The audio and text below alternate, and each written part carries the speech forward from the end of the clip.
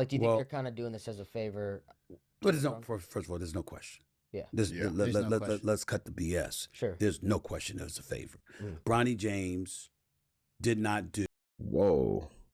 So this is the clip I've been trying to find. Everybody's been talking about right here. Stephen A. Smith pretty much goes in on Bronny James and LeBron and saying this whole thing is pretty much a handout. But there's no, first of all, there's no question. Yeah. Let's cut the BS. Sure. There's no question it was a favor.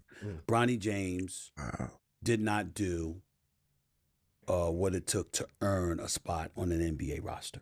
That's the bottom line. Not even to get drafted like that? Well, you could question getting drafted because sometimes they do draft off of potential. And there's plenty of people that get drafted in the second round that we know we don't know what their potential is. But to play, you're saying. But to play opening night, to be on an NBA roster, you know, and then listen, this is what I've said about Bronny James. He's a wonderful kid. They got a wonderful family, the first family, the NBA. I don't think anybody can deny that with Savannah and LeBron and their kids and the job that he's done. Incredible role model. And his son is a shining example of that because he's a very lovable kid. Talk to his teammates, high school, college at USC, and the pros. He's a real lovable guy in the eyes of everybody that, you know, that you talk to about him. But the reality is that now that this has happened, you get to harken back to the resume. You were a McDonald's All-American. You averaged 14 points a game. Most McDonald's All-American players, they have better numbers than that. And then you go to UFC after you had the heart ailment and what have you, and then you go to UFC and you don't do but so much, and that's fine because his health was an issue.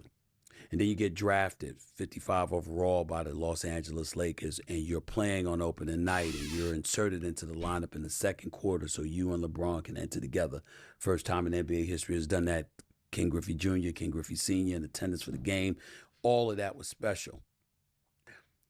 At some point, you as Bronny, you need to say, I don't want this anymore. This was nice. Dad, I appreciate you. I love you to death, man. It was great that you did this. I'm happy that I could have been a part of it, but now I got to go earn my stripes.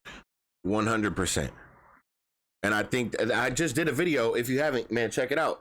That's exactly what I said. Bronny's going to have to be the one to tell us that, hey, I'm here now.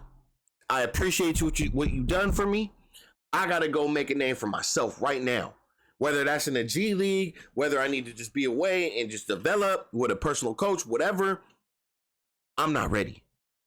It's very obvious to the people. They're starting to make fun of me. They're commenting on my name. I'm all over Twitter.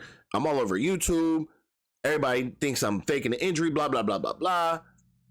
You know, like, you can't single me out like the rest. Like, how are my teammates going to feel about this? That I don't travel to the games, then they come back from a road trip, and then they have to see me, and then I have to take somebody's minutes that has been playing, and now the coach feels obligated to play me 30 minutes. And then I go out there and I score 3 points with 5 turnovers. How do you think the team chemistry and the organization is going to feel about this whole thing? Like, how do you really think the organization feels about this? And the Lakers roster? Like, really, honestly, really.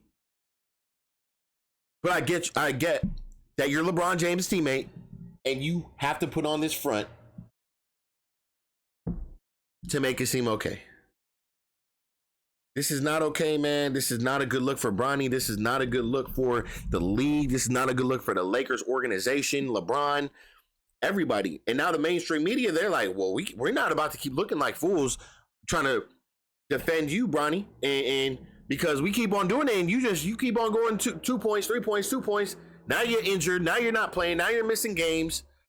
But you're on an $8 million contract. That's the thing. You're on an $8 million contract.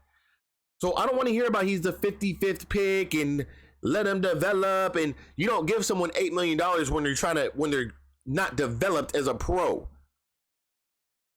So that's all I really got to say, man. It's your boy CO Khan. I'm gonna catch you on the next one. Shout out to Stephen A.